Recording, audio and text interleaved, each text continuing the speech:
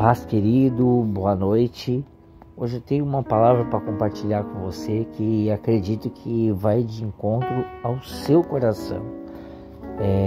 Em meio às lutas, aos dias difíceis, aos momentos de incerteza, existe uma mensagem que atravessa o tempo, uma voz que vem do céu dizendo ao seu coração: não desista, há esperança para você.